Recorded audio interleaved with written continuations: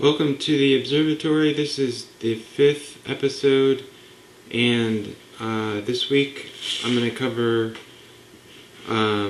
talk about art, Slavoj Zizek. There's a raw food goddess named Annette Larkins I want to talk about. The Baba that I want to talk about is named Rampuri. I'm going to bring up some fashion, some clothes that I think are cool, blueberries, and the channeled entity named Abraham, channeled by Esther Hicks. And in this little intro segment, I want to talk about why I've been doing the Observatory. Basically, it's a response to receiving a lot of televised programming, basically in the news form. I asked myself if I were to do my own news program, or a program which would be just transmitting information out to the world, what would be the things that I would talk about, what would be the things that I would find interesting. These are things, it's not necessarily news, these are things that I find to be of value that I want to communicate my personality out into the world. So it's not necessarily news, but in a similar format where it's a talking head, somebody who is talking about topics and subjects. So I've done 5 so far, once every week for the past 5 weeks. And I've learned a little something about, this is just one of many reasons why I'm doing this, but I've learned a little something about the news. As I create this, my own personal program, I find I'm drawn to talk about a wide variety of subjects, but noticeably not very interested in talking about wars and conflicts, and I noticed that's one of the major things that the news will talk about, usually focusing primarily on violence. And as I do this program, I noticed that it's just really not in my interest to discuss violence, because I find many other things much more interesting. So it kind of awakens to me sort of a critique of the news. Why are they finding violence such an interesting thing to portray? Well, it's probably because it draws so much attention, and the attention drawn pays for the, helps to attract attention, and that's where they get the money. But personally, I like doing this because I can just talk about things I personally find interesting. And so it kind of gives me a little bit of an understanding between what I would do with my own programs and the programs that I see on TV. So I've been inspired by a lot of podcasts. That's another reason. They talk about a lot of things that just wouldn't get talked about. The Joe Rogan podcast has some interesting scientists. Not so interested in MMA fighters, but when the nutritionists and geologists and things like that come on, I find those to be pretty interesting interviews, and it's a discussion that can go for, say, 2.5 hours. So you get really in-depth, and you don't get that on TV and some of the more traditional formats that I grew up with. What else? What other reason would I be doing this? To express a personality, to form opinions. The guy in the Young Turks, he actually was on Joe Rogan talking about his news program. He was a guy, I forget his name, but he was on CNBC, and then he decided to go to do his own internet news, the Young Turks, and he basically said that one of his favorite things he found was just to take topics and be philosophical about them, discover his own opinions on them. And that was just one of his favorite things to do, and I realized when he said that I really agreed. It's fun to just take topics, think about them, think about what your own opinion is on them, discuss them, and this just gives me a format to do that. It's somewhat of a documentary to somewhat of a journal, just to record the types of things that I was thinking about at this time in my life also. And everybody is a very unique person. You don't want to be mischaracterized or assumed to have certain points of view, because you might express one belief and then people make assumptions that, because they think this should be this way, that they also think that, because... So this gives it a chance to clarify personality and to communicate interests. I want to reflect a little bit on some of the things I've talked about. I talked about the legalization of cannabis, I think, in the first episode. And there's been a lot in the news recently. One of the things I want to talk about in particular refers to the state I'm in, North Carolina. The McCrory...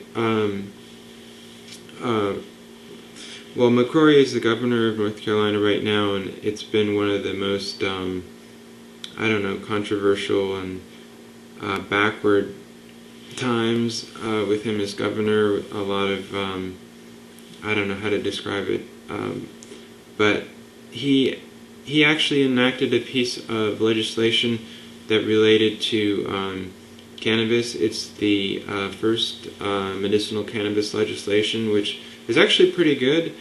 That he enacted this into law. Last year there was a huge call and a huge amount of support for medical cannabis in North Carolina, and it famously received so much support that it was thrown out because the legislators viewed it as harassment, all of the phone calls they were getting in support, so they threw out the legislation, which is sort of an illustration of what the types of things that are going on with the administration. And this year it was also brought up and received a lot of support, and they went ahead and enacted some legislation. One of the things that bothers me is that nobody's talking about it. I think it's pretty significant with all the backwards legislation and problems with the legislature. I'm happy to see this go through. The thing about this is that it's probably the least. It can barely be considered medical cannabis. When everybody was showing support and still wants medical cannabis, what they are hoping for is a situation like California and many other states where there are dispensaries and people can go to the doctor, get a card, and then be able to go to a dispensary and buy cannabis. This applies only to children who are suffering from epilepsy, so it's the most restrictive, can barely be considered medical cannabis. I think most of the groups that are tracking the progress of medical cannabis wouldn't even consider North Carolina to be a medical cannabis state after this legislation.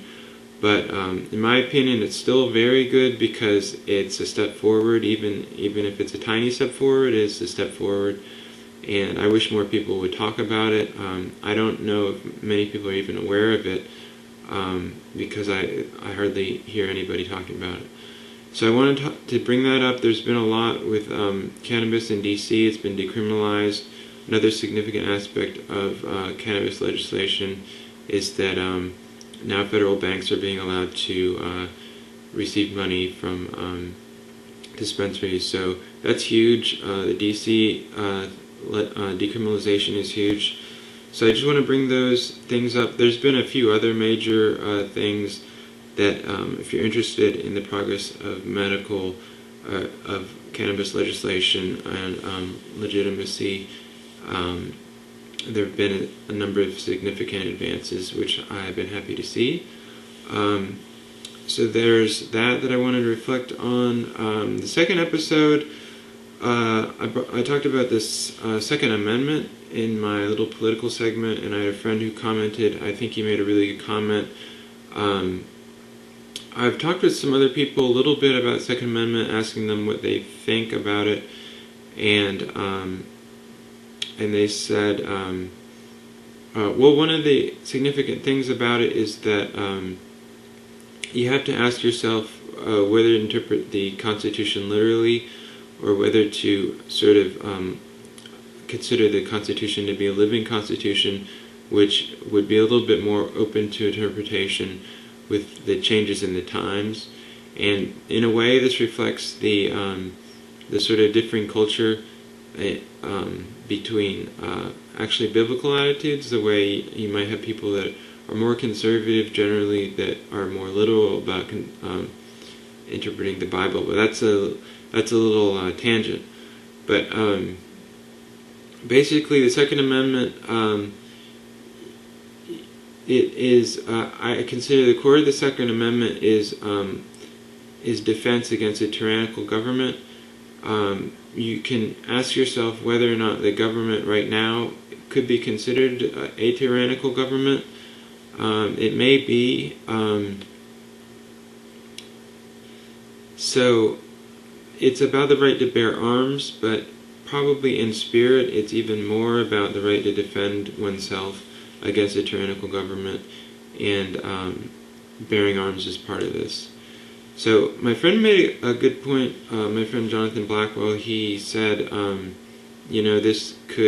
this whole Second Amendment could even be applied to internet freedoms and things like that. If you have a repressive government, say in the case of China and the way they handle the internet, even internet freedom could be considered to relate to the Second Amendment and defense against a tyrannical government. So I think he's expanding the interpretation even wider, which I think is a really interesting thought. I hadn't even really considered that. I was keeping it more within the realm of arms. But I think he raises a good point worth thinking about. The idea of defending oneself against a tyrannical government. It can go beyond just arms. So yeah, I want to bring up those two reflective points. There may be a few other things that are worth reflecting on, but those two for now. And this next segment, I will talk about art.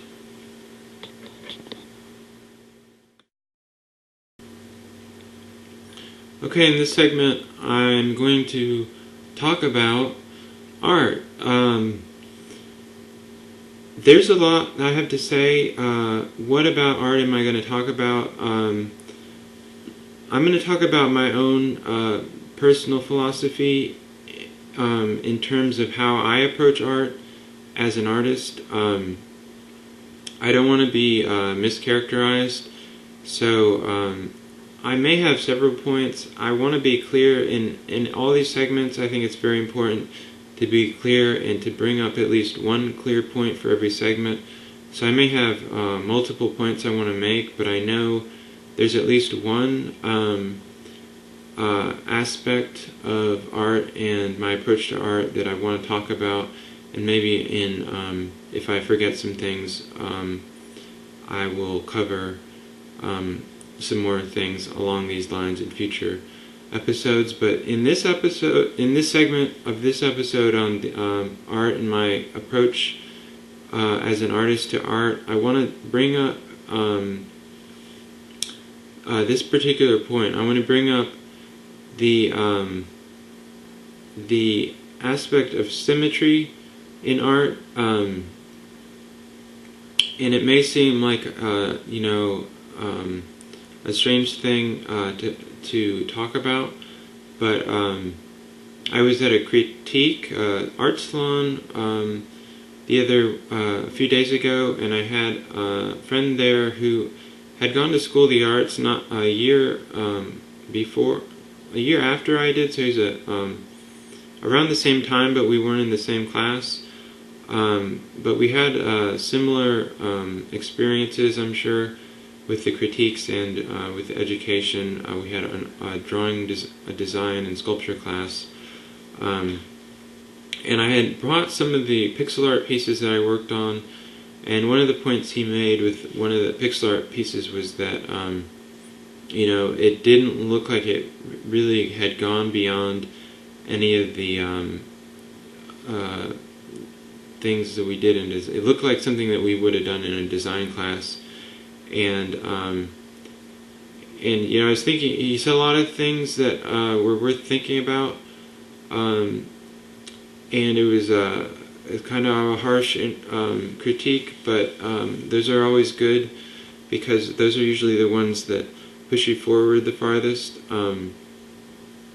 But yeah, I don't want to be mischaracterized, so I always want to try to communicate what my response is to a lot of these things clearly. So in particular, I'd say he made a good point, but it's a point, it sort of raises a larger issue.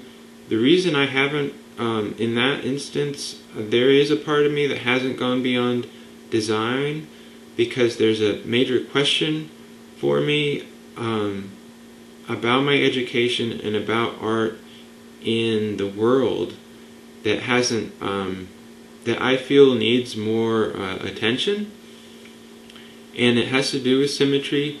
And at first it may seem like not such an important issue, but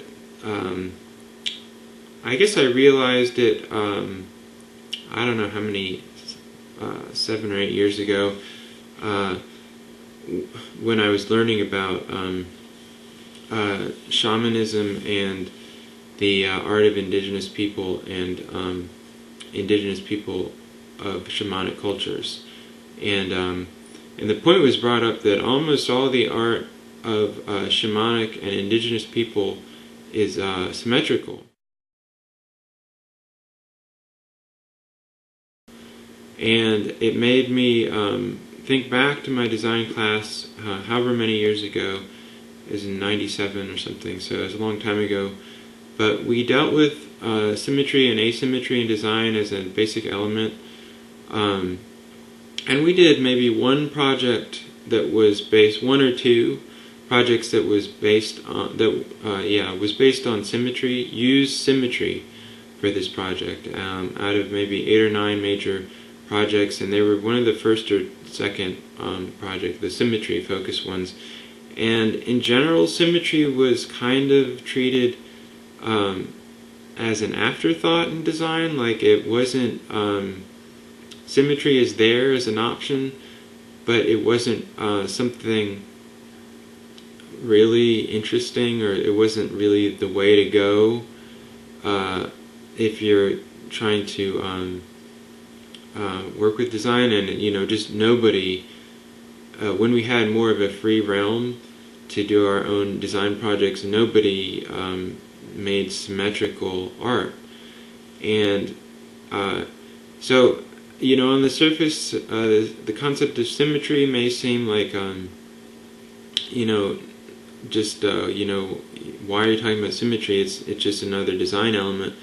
But once I realized the relationship between indigenous and shamanic cultures and the symmetry in their art, and how there's such a lack of symmetry in Western art, it reflected much more, I guess, deeper themes, because those deeper themes have to do with sustainability and the way the world is going. The reason I'm interested in shamanic and indigenous cultures are because their ability to live in harmony on the earth. We all know about Native Americans. I talked about Native American use of names last week, but Native Americans are famous for using every piece of the animal that they slaughter, being in harmony with nature, not owning land, not polluting, not creating harmful chemicals. Things like this, they were known for living in harmony with the earth. And many of the indigenous cultures, and by indigenous I mean like tribal cultures, and you mostly consider it like in tribes in South America, some Inuit, Eskimo tribes, tribal cultures in Africa, like the non-modernized cultures, the cultures that keep their traditional way of life from thousands and thousands of years ago, and they appear as primitive. They had been characterized as primitive. Yeah, so I don't want to be mischaracterized personally. I can understand it could be easily mischaracterized in a number of ways, but I think in a way you don't want to mischaracterize primitive cultures either. They like even the culture of India was considered, were in need of colonization by the British because they were primitive. And things like this, the concept of a culture being primitive as sort of an excuse to colonize or a reason to impose an outer culture's will. So it's the concern about symmetry and asymmetry in art has to do with it has to do with spirit, and it has to do with harmony with the earth. And the way the indigenous culture, their art would be symmetrical reflects in some way, I think, their ability to live in harmony on the earth, and at the same point, our Western art, where it was sort of considered a given that our art is going to be asymmetrical. Everybody's art pretty much was just asymmetry was just that was how you were. That was the assumption, the main assumption, and some people, I guess, a very small minority, maybe made symmetrical art, but it was viewed as it's kind of looked down upon or viewed as not valid, rejected, and so it's how that all interplays. I'm not interested in symmetry just because it's symmetry. I'm interested in symmetry because indigenous shamanic cultures make symmetrical art, and it's not really as much about making the art. It's about raising the question of pointing out, why is all of Western art, why is all of our art asymmetrical? Why is most shamanic art symmetrical? I don't think it's a theme or a concept that's brought up. So that's really what I'm trying to do, is at least bring it up for discussion. I'm not saying I know, the absolute truth or anything like that. I'm just saying it's, for me, very personally interesting, and I find it very curious why it's not brought up as a topic of discussion more. So that's one element of my approach to art. Not all the art I make is symmetrical either, but it has to do, that's an aspect of my approach or philosophy towards art. And so I just want to bring that up for discussion. If you think it's, hopefully you'll think it's interesting to think about. But there it is, and hope you find it valuable.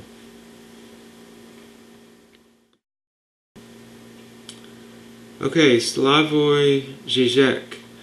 He is an intellectual. He talks about, probably most famous for talking about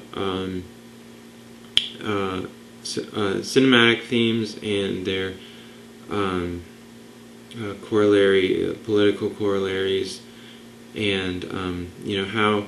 I'll give an example. There are 2 points I want to bring up on Slavoj Zizek, and this is a good entryway into one point. To give an example of, one of the most famous things he's known for is he talks about the movie Jaws. I think it's a DVD he has. They say he's written around 75 books or something, but has two, I think at least two pretty popular DVDs in which he deconstructs cinema and relates it to politics. And here's an example. So he takes the movie Jaws, and he talks about how the shark in Jaws is a representation of everybody's fears. Like in America, he relates it to the capitalism and the post-Cold War, and he relates how all these underlying fears relating to social structures and political issues were all focused and encapsulated on the shark, and how the shark represented, the shark became a singular sort of monopoly, or a singular focus for all these sort of underlying tensions and fears that the American public was feeling, and like I mentioned, related to political structures and this type of thing. And then he goes on to talk about in Nazi Germany, the similar case happened with the Germans and the Jews, how German society was changing in many different ways, and modernization, changing gender roles, changing political, economic, and class roles, and how these were sort of all underlying tensions, underlying fears, and then a singular target for all these underlying fears arose as the Jewish person, because it was viewed that they were the more of an external culture. They were viewed as probably being at odds with the German culture, but the point being that it's not fair to place all the fears really, or I don't know if fair is the right word, but it's recognized as totally unjust to focus all of the negative energy, I guess is one way of putting it, onto a single person, or not a single person, but a single class. So in the same way that so this is one example of types of things he'll talk about, which I found very interesting insight. What else could I say? So just as Jaws sort of was that singular fear focus for America, the parallel is how the Jewish people were the sort of the singular focus of receiving the negative energy that the society was experiencing, even though it wasn't attributable to them. It wasn't their fault. It was all these. It was changing modernity. It was all these other things. But then this class gets the sort of the negative backlash of all that. So yeah, that's one of the things he talks about. Him as a personality, they call him charismatic. I think he's a lot of fun. I think he's very entertaining. I had seen a few videos when he was talking about film and relating it to political issues, and I didn't really know what to make of it at first, and then I've heard a few different people mention him recently, and so I've been really getting into watching his talks, and I think he's very funny. He's almost a caricature of an intellectual. I can listen to him talk. I don't always understand all his references, but he's funny. He's fun to watch. he's very interesting, and like I said, even though he's like almost a caricature of an intellectual, he still is an intellectual, makes very insightful points, and a lot of fun to listen to. I guess the second thing that I wanted to talk about in terms of a point that he made, you could bring it back to the Occupy Wall Street movement a little bit. I'll go back to Occupy Wall Street. He went to the park, made some proclamations, had some interesting points in what he said to Occupy Wall Street, but it made me think of my own experience with Occupy Wall Street in Durham. I noticed as an individual, and especially after my college education, which I felt was heavily logic-oriented, the second half when I was studying music technology was very left-brained as opposed to the visual art, 2 years in visual arts basically, which was very right-brained. I noticed that a lot of the left-brain orientation is about having goals, and I felt, especially my experience in New York riding a subway, if I didn't know where I was going, I'd end up somewhere I didn't really want to be. You know, the subway would just take me some wild, random place that I could have never dreamt up if I wasn't absolutely sure that I knew where I was and I knew where I was going. And I felt that was like a major lesson. Very valuable, but kind of hard to learn a few different times. But made it sure after a while, because I didn't want to have to repeat those experiences, that I'd always know where I was and where I was going. And I felt that way a little bit about Occupy Wall Street, that there were a lot of underlying tensions, and I guess this goes back to the the other point that that I was speaking about. There still are a lot of underlying tensions. Majority of them having to do with Obama's basically bank bailout, but there are a lot of issues like you could just write any issue at the Occupy Wall Street and say, I'm upset about this and I want it to change, and have a kind of a general protest without any completely specific demand or issue. And I can remember talking to someone I like a lot and respect, and I didn't want to get in an argument with them.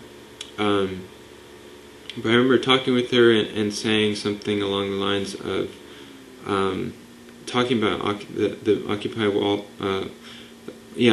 Wall Street movement. I was saying I think there needs to be more of like a clear goal, because like I was saying, I felt personally if I don't have a clear goal, then nothing will happen. It's nice to wish for certain things that might happen, but I feel like if I don't decide for sure what I want, especially with the things I most want, that require energy and energy to get, if I'm not absolutely clear about what it is that I want, and I don't go for it, then it is hardly ever going to happen.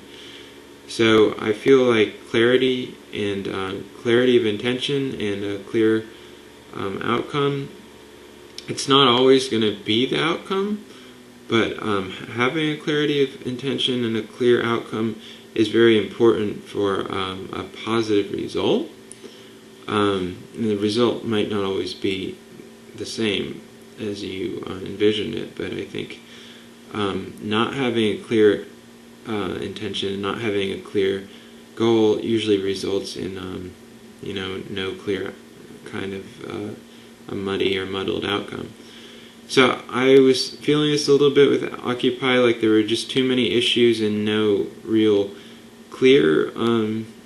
There wasn't so much focus.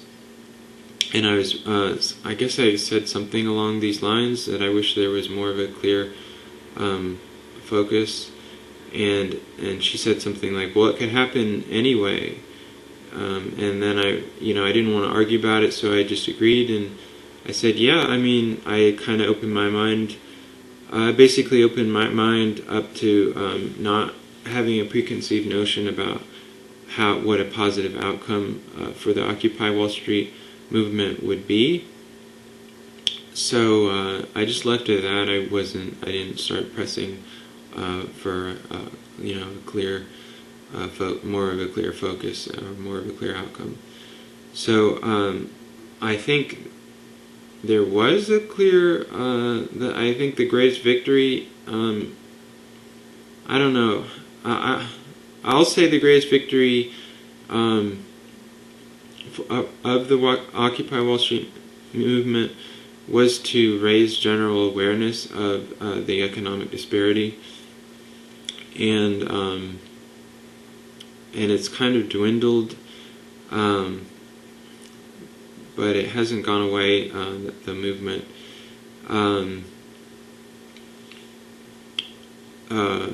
So to bring that back to Slavoj Zizek, he made a point on Charlie Rose in 2011, which is around when a lot of the movement was at its height. And he was talking, he said a lot of things, but he was talking about all these scientific advancements that are occurring in the world today, and how just about anything could be considered possible in science. Stem cell research, even immortality, all these kinds of materials advancements, computing breakthroughs, all these scientific advancements, so that almost nothing seems impossible anymore, according to science. And then he says, so why in politics, you suggest raising taxes a little bit? Impossible. And it made me realize with a lot of the economic disparities and a lot of problems relating to the angst of Occupy Wall Street, I would have to say, one of the things I had mentioned was, the Citizens United had to be reversed. Like, that was just too, campaign finance reform could be one of the number one issues. But yeah, to solve so many problems, raising taxes on the rich, that's what it came down to. I'm totally in favor of that. I think the highest 1%. Nobody needs that much money. It's so out of balance. So yeah, raising taxes on to me seems the most salient political solution to a lot of the Occupy Wall Street problems and a lot of the problems in the world, or at least in our nation. So he kind of brought that to a focus, a good, clear point that I could agree with. So hopefully, it's not any kind of a revolutionary idea, but it's to me it made a lot of sense to recognize that. So there's that. Yeah, those are the 2 points of Slavoj Zizek that I wanted to bring up. The first point being the way human psychology tends to demonize all of these societal problems onto an external target, in the case of Jaws and Jews and many other situations. And then the second point being raising taxes on the rich. I guess the rich, high income is maybe a better way to term it. But yeah, those 2 points, if you're not familiar with them, or even if you are a little bit, as I was, highly recommend getting into his watching his videos, and I haven't read any of his books, so I might try to read some of his books. But I really enjoy his material, and yeah, that's all I'm going to say for now about him. Thanks.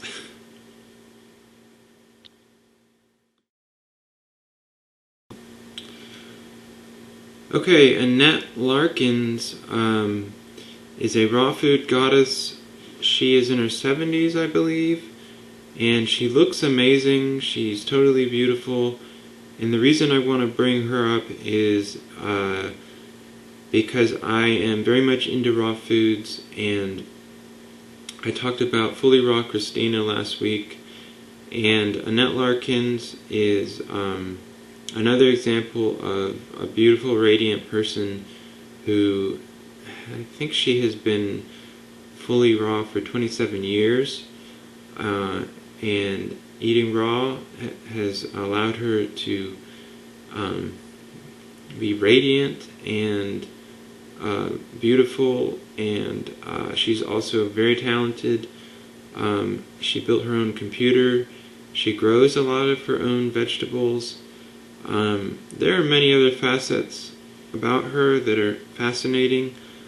I find her energy to be really engaging. So I wanted to bring her up and give a specific example of a person who has eaten raw foods and been very successful with the raw food diet. So there she is. You can look into her more if you're interested. Yeah.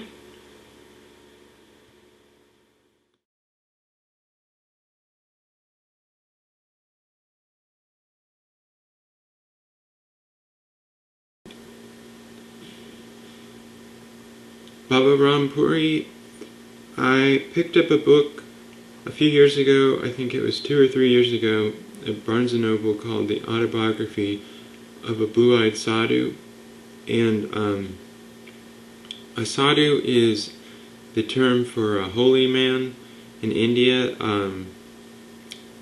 It could also be considered a saint.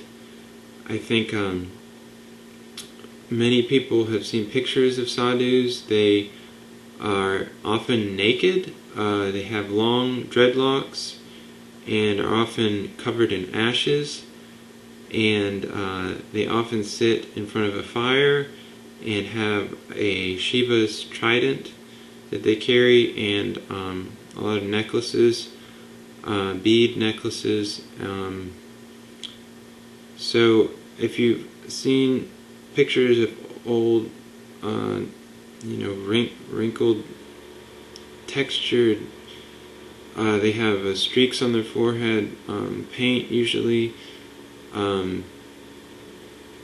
They make fascinating photography subjects, so there's been a lot of photographers who go to India and take a lot of pictures of sadhus, but they could appear as homeless people, but they have a rich tradition, a rich spiritual tradition that goes back 5,000 years, and they are part of this tradition is the Kumbh Mela, which is the huge fair, a huge gathering that happens every 4 years in different cities. I think there are 3 or 4 holy cities in India where the Kumbh Mela takes place, and there was a Kumbh Mela in 2013.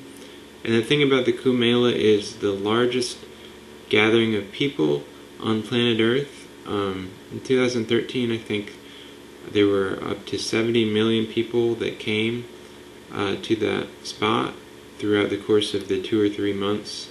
I think that the festival was going on. So I didn't know about that until a few years ago, and to me that's very significant. Also kind of a hidden fact of life on Earth, that what is the world's largest gathering of people? It's bigger than the Super Bowl, it's bigger than the Olympics, it's bigger than the World Cup, and it's all about spiritual development. It's a holy fair, it's a holy festival, and it's where all these sadhus will congregate. So there'll just be, thousands and millions of sadhus there, and then all these pilgrims and people that make a pilgrimage there. So that's a Kumbh Mela, and so that's what a sadhu is. Sort of, it's in a very simplified description for now. This guy was from California. I think his dad was a doctor. I don't remember what state. He was from the United States, and it was the early 70s, I think, or mid, in a time in the U.S. where the counterculture and spiritual exploration was at a very, very high point. And this guy was like a young hippie. He was maybe 17 or I don't know. But the point is, he's from America and he goes to India searching for more, basically, searching for some spiritual path, searching for some kind of spiritual truth that he couldn't find in America, the spiritual traditions. And a good way he described it was like a pirate looking for hidden treasure. And though the hidden treasure is not literal, the treasure is the spiritual development that is within each human being. But he had to find it within himself, and part of the process was going to India.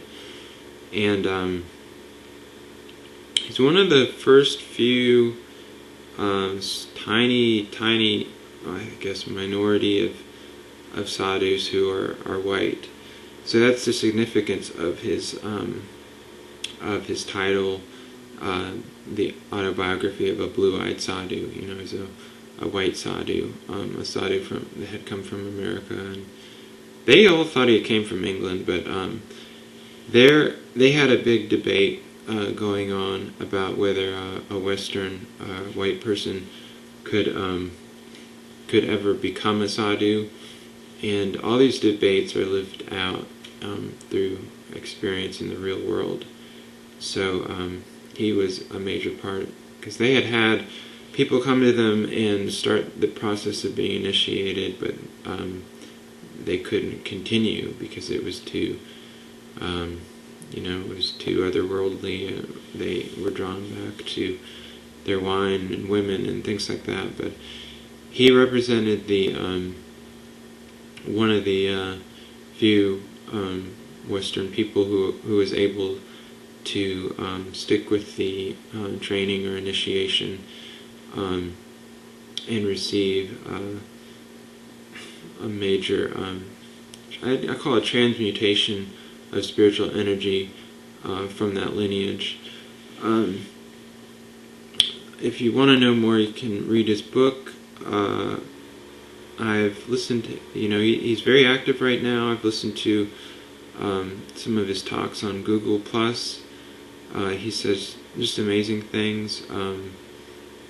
A lot of what he's trying to do is to clarify what Indian spirituality really is. He says the earliest characterizations of Indian spirituality were totally wrong. They were, I don't want to say totally wrong, but a better way to describe it would be that they were much more a reflection of Western spirituality than they were of Indian spirituality.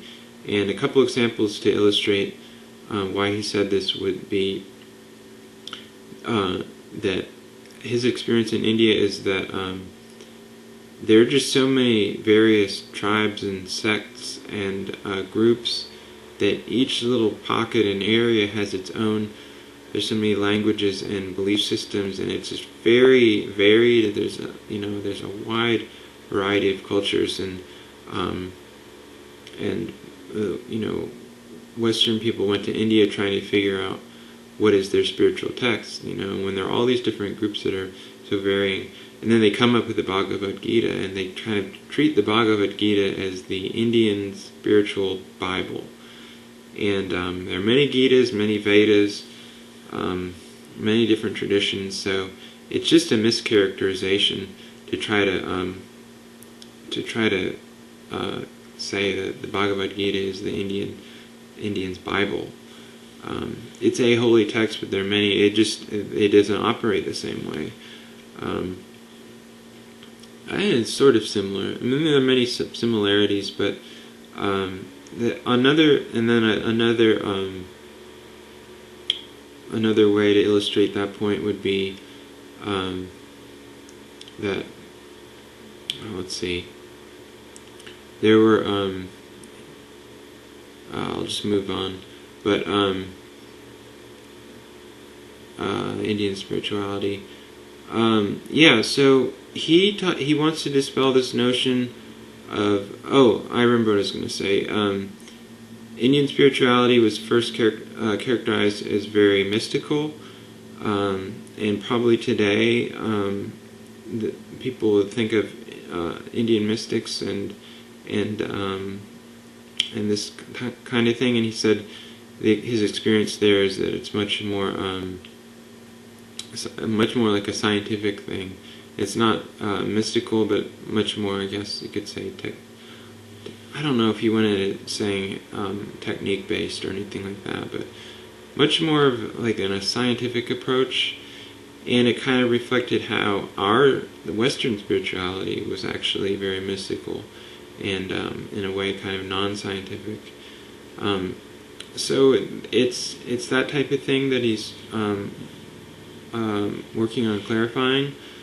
Many interesting stories, and to give an example of an interesting kind of tidbit, which just opens the door to a lot of things, is that he had a guru who could speak to crows, and nobody really speaks to animals anymore, but it's sort of known, it's sort of a ancient concept that there would be holy people and the animals would come to them, and that person could speak with animals, and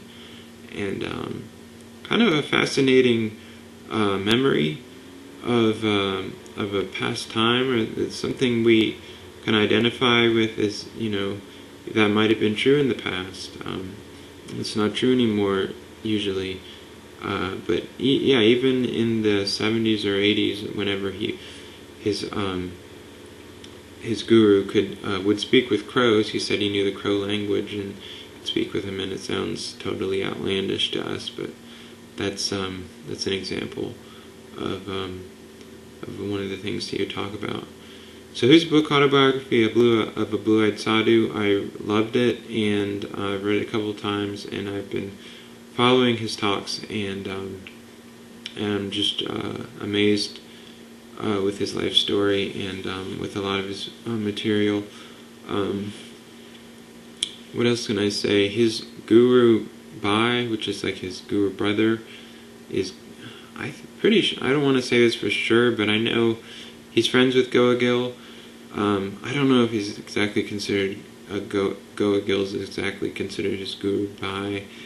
I don't even know if I'm pronouncing that right, but I did see Goagil in Asheville when Goagil spun at a trance party and played music as a DJ. Also Sadhu, and also a white person. I just thought I'd throw that in there as somewhat of a connection to him. He's having a program which I would love to visit him in India and take part in some program that he's putting on.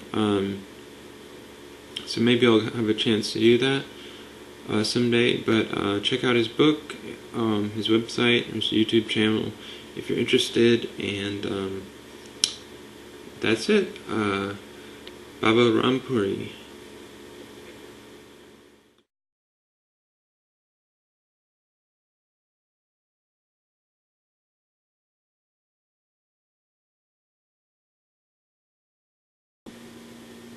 fashion or clothing segment. I don't even know what I'm going to show. I'm going to find some pictures and put them up of some clothes that I'm interested in. I know the kinds of clothes that I want to show, and I can talk about the idea behind them a little bit.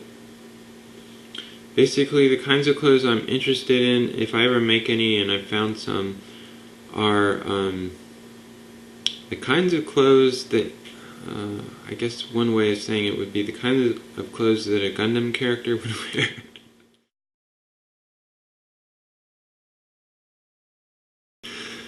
I like the kind of elvish clothing, elvish mixed with technological and future. It all relates to the art too that I make.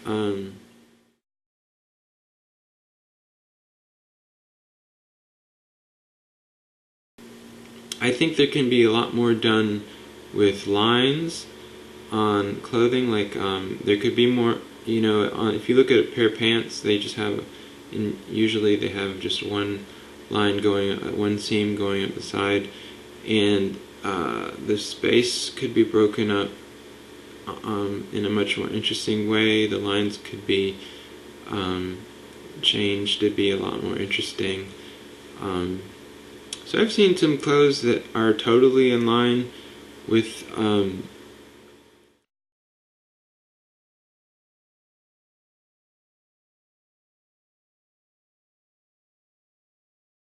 the kinds of ideas that are, that I would apply if I were to make some. I've considered actually, I made a pair of moccasins, I guess it was a couple of years ago. I have kind of redone some pants, but that was only to make them a little slimmer. So I've never really delved in deeply into designing clothes, but I like the concept of creating from imagination. And if you're not finding clothes that you want to wear, I think it's really important to wear things that you like a lot and that you feel comfortable with and that express your personality. And if you're not easily finding that, then one thing you can do is just design it yourself. And that applies to a lot of things, like it goes with music. If you aren't hearing the kind of music that you want to hear, then try to make it yourself. If you're not seeing the kinds of clothes that you're interested in, you can make them yourself.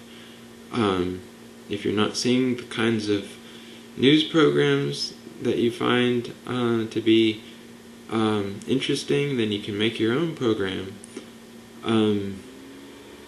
This type of thinking is designing the world around you.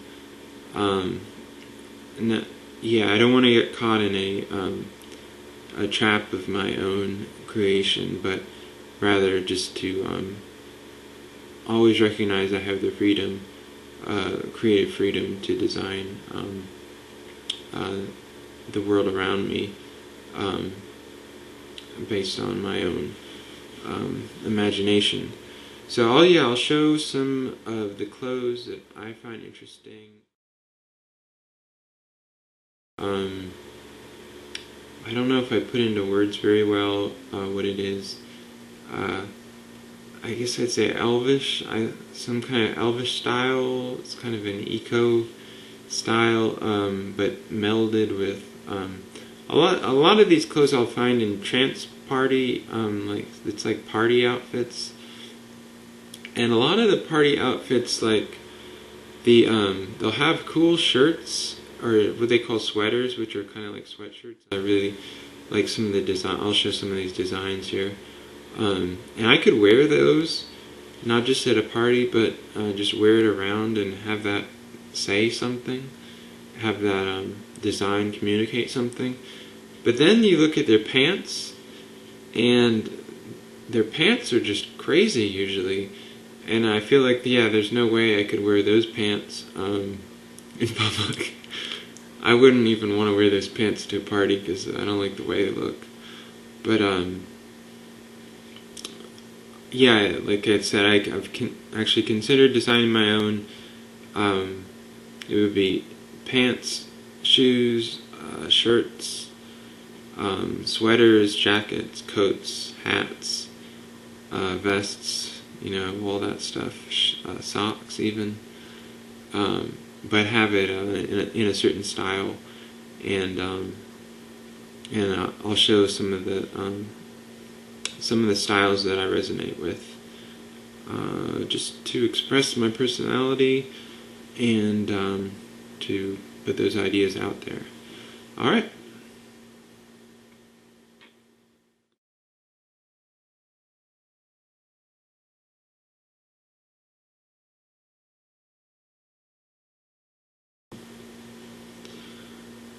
Okay, the superfood I want to focus on this week is the blueberry. I've eaten a lot of blueberries today, organic, freshly, locally grown, that I picked that were awesome.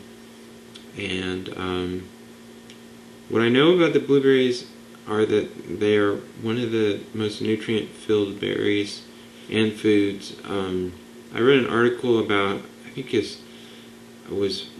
the guy, I'm pretty sure, is, I don't know if he owns Dole Fruits now, but he has crazy scientific equipment for studying food nutrients and food properties, and I think this guy, one of his goals is to live to at least 120 years old, and one of the ways he's doing it is by eating almost exclusively fruit. And he mentions that the blueberry is quite possibly the perfect food. I have to agree that it's a great food. One of the things this guy does, this Dole Fruit researcher, owner, I don't even remember what magazine it was, but he doesn't eat any refined sugar. And I guess it was last week I was talking about raw foods, and I'll just repeat this again. It's worth repeating. What I consider the holy trinity of raw foods. This is just a good practical idea. It could be other things, but a three food thing to sort of always have in mind is, and hopefully on the table, is to have bananas, avocados, and dates. And you can make a meal out of any one of those. But those three are always great to have on hand, and then whatever else you have will make a great supplement to those things. I'm still eating, like I had mentioned last week, still eating cooked food, and I even had chicken tonight. I feel like I'm probably at the place where I could transition into fully raw. I've been juicing for at least 7 years now, and I remember even before I started juicing, I was doing pretty well with a vegetarian diet. I don't need to eat chicken. I'll just, I don't know. It's there, and I don't want to be too repressive or too. I don't want to be a food Nazi. But anyway, the point I was trying to make was, I'd call dates, bananas, and avocados the holy trinity of raw foods, but there's also an axis of evil, which are the three foods that you most want to avoid. And I put in this category, in the axis of evil, refined sugar, refined flour, and what was the third one? I don't even remember right now. But refined sugar, they put sugar in everything. More and more people are realizing how awful sugar is. What was the third one? Anyway,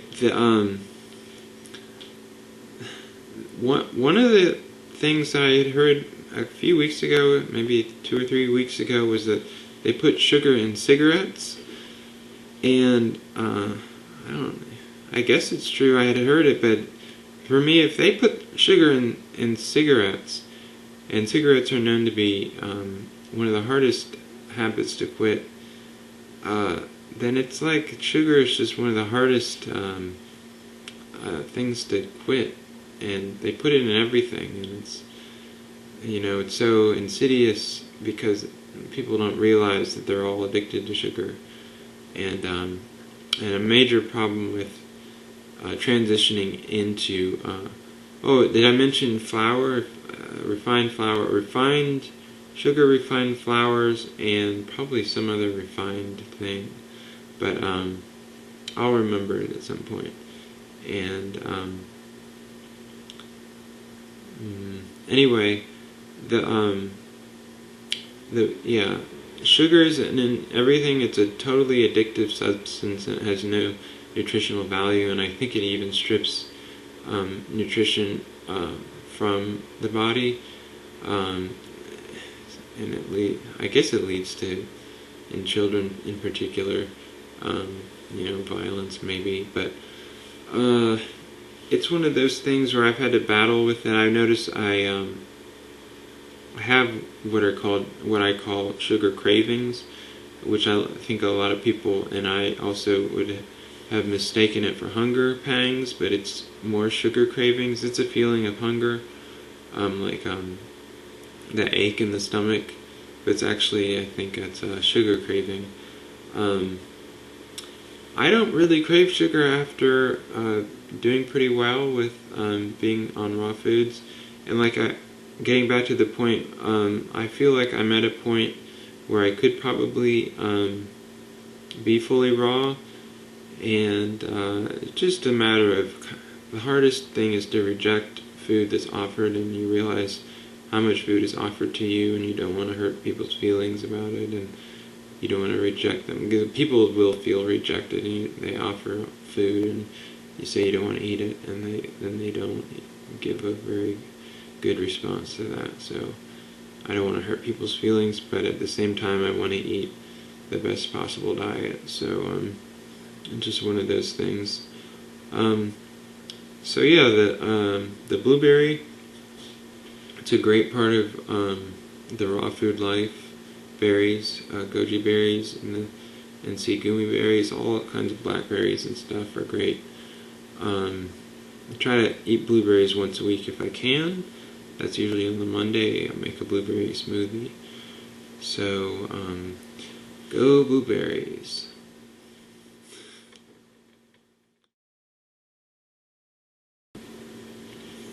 Okay, Abraham, as channeled through Esther Hicks. I had an insight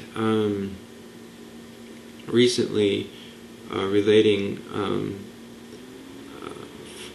coming from Abraham, and I'll say, okay, the insight that I had was when she said, or Abraham said through her, let me back up and give some context to who Abraham and Esther is and who Esther Hicks are.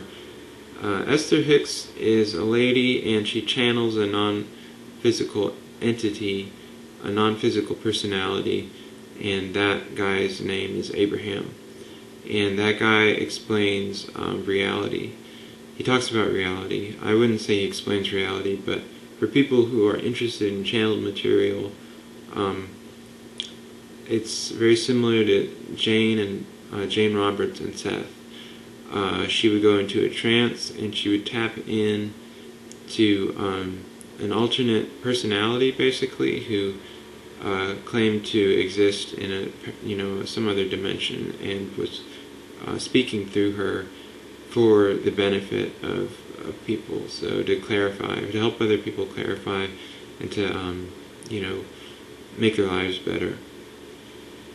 So when I was a teenager, I read a lot of out-of-body experience material, the material that explained the spiritual dimensions, like the astral plane, and experiences on the astral plane, and spiritual progress as understood through experiences on the astral plane and things like that.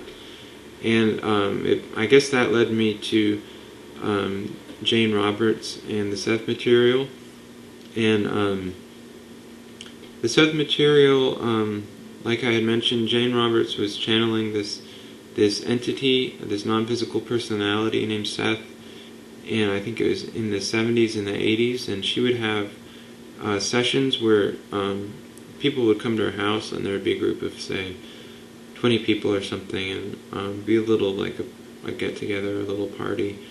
And I think she would even drink and smoke while she would do this, but she'd close her eyes, I think, and then go into trance. And then she'd just start speaking, and it would be this personality. I found the Seth material to be really fascinating when I was younger. The main message that this entity named Seth has is, and this is something he would repeat over and over in his in channelings, the main message is that your beliefs create your reality. The significance of this message is that reality isn't fixed. It leads to kind of a flexible thinking. If you're Christian, then as I grew up Christian and was always interested in Eastern philosophy and stuff, but if you're not interested in Eastern philosophy and you totally accept the Christian worldview, then you would view the world and the earth as something that God created, and God would be sort of in control of your life. And what is your life about? Your life would be about, I don't know, I'm tempted to say your life is about pleasing God, to put it in one way, and to live a godly life. And the issues of life would be sins, like the temptation to sin. So that worldview doesn't allow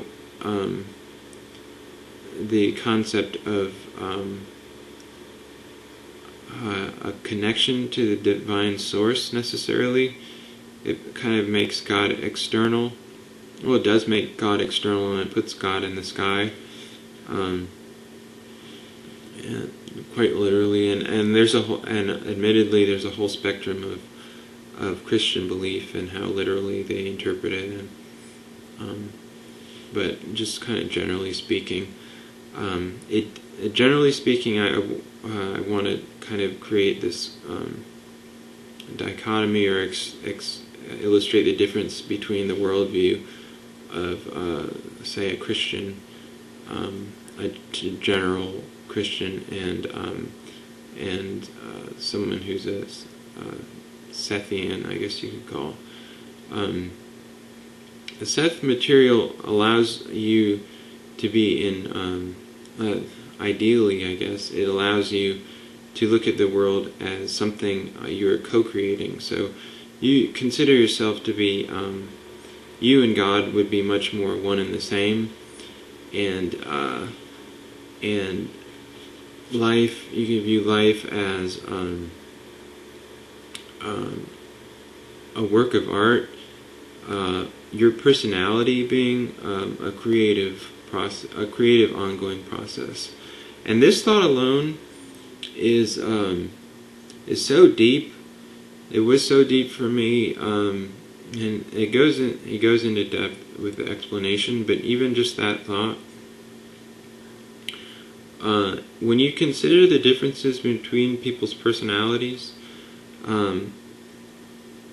the inclinations that people have, the tastes that people have, the words they use, the activities they like to do, the friends they make, what they're afraid of, what they love, what they want to do, what they're afraid to do. It's so from one person to another, it varies so much, and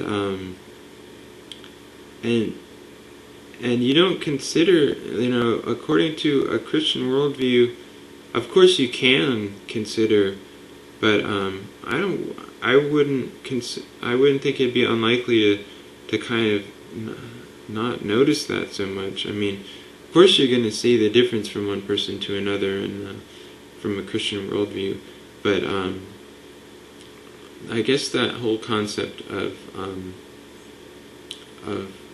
the personality as a creative process really illuminated kind of an idea inside of me that I thought was really deep, and I didn't think it could have come through a Christian lens, so to speak. I mean, they don't talk about individual personalities so much, and they don't.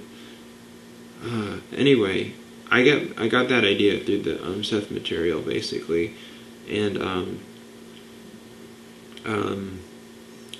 so that's one part of it. And going back to sort of the central tenet of the Seth material is that you create your own reality through your beliefs. And he says this over and over again. He says your beliefs form your reality. So I didn't understand that statement, and because I know what a belief is generally, but I wasn't exactly sure what he meant. Like I would want to say, well, what is your definition of a belief? I would want to see more examples, more specific examples of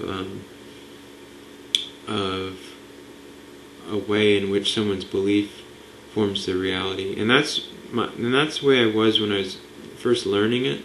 Now I think it makes much more sense, but I'm reluctant to say whether it's truly useful or how useful is it really. I'll give an example now. Probably a good example would be beliefs as they relate to an individual's desires. So, to give an example, I won't use myself, but I'll use it. I think it'll do to use just a sort of a hypothetical person. Say there's a lady in her 40s, like a middle-aged lady who's I don't know. Let's say she's single. Middle-aged lady, normal, quote-unquote normal, in a North American white middle-aged lady, normal in a lot of ways, has a somewhat stable job, somewhat of a low middle class, let's say a middle class position in society, and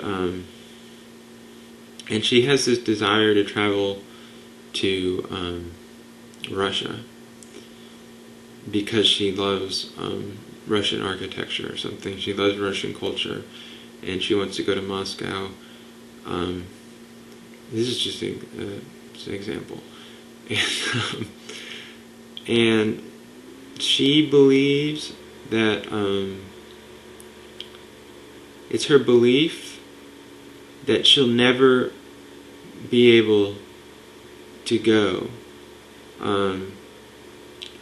There's no reality to that belief. If she saved enough money, she could go. But for some reason, she thinks that it's too far, or it's too dangerous or something like that. So she has this belief which creates a block in her in the realization of her desire. And as I'm saying this, I'm like, this is probably relates to me in some way. But anyway, I think it does. But the Seth material, it would say, well, you do belief work. You have to find your beliefs. And in this area, you can do belief work in all kinds of areas of your life. But let's take this lady in this example. She would sit down and she would say, okay, I'm going to do some belief work. I'm going to try to find my beliefs about traveling to Russia. What do I believe about traveling to Russia? And she'd say, my negative or limiting beliefs. Yeah, that's the term. My limiting beliefs are that it's too dangerous. That would be one limiting belief. It's too expensive. That's another limiting belief. Third could be a general, like I can't go. There's a general belief like that. And so she digs into her belief system relating to this topic, and then she tries to find like a central belief, like maybe she finds a central belief that she's not worthy. So there's a limiting belief. Almost all limiting beliefs have some word that's, has a negative connotation. In this case, not worthy. And then according to this idea, you do the belief work where you change your beliefs as the same way you change furniture in your room. You throw out the old limiting beliefs and you put in new positive beliefs. So the central belief of being not worthy. So she flips that around, and how do you change it? She says, I am worthy. And she has to believe it. And then she can change those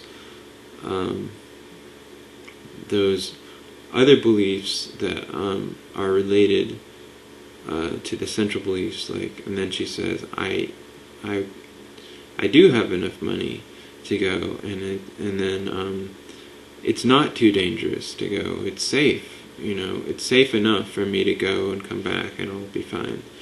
And so it's like, in that way, her reality would change from like an office worker who, has a typical boring life or something, to a traveler who's in Russia experiencing, all this amazing culture. So in that way, she changed her beliefs and she changed her reality. So that's what Seth is trying to say. The creative power lies within you, and it's not to be proactive about changing yourself and becoming able to realize your own desires, as your personality and your desires are like a creative work of art, and that life on earth is a realm of expression, of manifestation, of learning how to manifest your desires and expressing your personality. I've used this belief system a lot, and I guess it's worth retaining and reflecting on, just simply because it has, in my history, been a major part of who I am and who I was.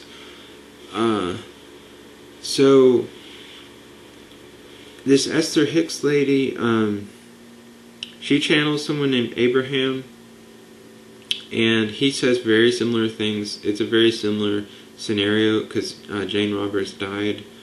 I don't remember when, but she's not alive anymore. But these channeled spirits will say that this is information that has to come through. Like, it's very important for people to hear this, because they will often forget about this type of thing, and then it's like they go get lost and end up in experiences and in life patterns that they don't want to be in. So it's an important part of, that needs to be heard by people. So they say it's always going to come through somebody, and people's spirit will lead them to it if they need to hear it. So it's this very similar setup with the Esther Hicks and Abraham. And Abraham, she was saying a lot of these things that were along the same lines as the Seth material. But one thing that really resonated with me was this a statement she made that she said, you are continuously emitting a frequency. And she was talking about, in reference to the human body has, according to a lot of spiritual systems of thought, multiple bodies. There's a physical body and astral body, etheric body, all these bodies. I'm aware of my physical body, but I wouldn't be able to necessarily distinguish between all these other bodies. But according to these systems of thought, these other bodies, which are sort of in harmony and coexisting with the physical body, are emitting energies constantly. It's almost like a constant prayer. We don't always think of are always aware that the energy is like constantly coming out of us. But that's what she said. You are continuously emitting a frequency. And I totally understood what she was saying, and it was just one of those things that was a good insight for me to have or to realize, because if I'm feeling like something's bothering me, I know that it's affecting the frequency that I'm emitting, and I can emit whatever frequency I want. I mean, that's the ideal, is that you have control over your own emotions and your own energy that you emit. And I don't think we always, I would say we can have control over our mind. Like, a characterization of human beings are that they're one of the few animals with the ability to be conscious of their thoughts. And while I was meditating, I realized I would alter that statement to say we can be conscious of our thoughts, but we aren't always, and we can easily get lost in our thoughts. So we want to work on being more and more having the ability to be conscious rather than to be lost in our thoughts. So it's just kind of a clarification thing. Back to this concept of emitting, continuously emitting a frequency. Where is it being emitted from? It's being emitted from the body, the chakras, in general from the heart. And Greg Braden talks about this a lot, the electromagnetic. I don't know if it's electromagnetic, but it's an energy field. They say coming from the heart, it's it forms a torus. I think he talks about that. That's much more significant than any other place. So you could say frequency is emitting from every cell in the body, but in particular, the most significant frequency is probably emanating from the heart, and then from that on down, or the next most significant would be emanation from the other chakras. So to be aware of the frequency that is being emitted from the heart and from the chakras and from the body, to try to refine the quality of the energy that's being emitted, but here's another main point, is that the world will reflect the energy that is being emitted. So that's why it's so important to have control over the energy you're emitting, because it all comes back to you. So if you emit energies of peace and calm and everything, fulfillment of all your desires, then that will go out into the universe, and then the universe will send it back to you to be experienced. So it's an idea I'm working with all these quote unquote new age ideas. How true are they really? It's worth questioning, in my opinion. What are concrete examples? That's what I always want to get back to. Like, can it solve chronic problems? What are some concrete examples of ways people have used this idea to benefit their lives? How helpful is it really? So a lot of these things are kind of like little toys for me to play with, philosophical toys. They resonate for me. I know a lot of people might just hate these kinds of ideas. I don't want to be characterized as sort of an airy-fairy new ager, but I'm not against having fun with these ideas and even really, delving into them deeply. I don't care if it's, to me, it's not. They're not necessarily proven or disproven. So I personally like these ideas. So, but at the same time, this is one of these things where I don't. It's so easy to mischaracterize people. I like these ideas, and they resonate with me, but at the same time, I'm willing to question them and even let go of them if they prove to be of no real value. But I'm always willing to explore them. So that's kind of the line that I have to point out. That's unique to every person.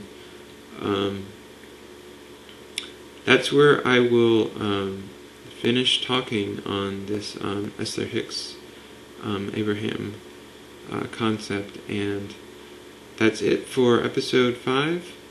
Hope you enjoy it, and I'll try to make another one next week.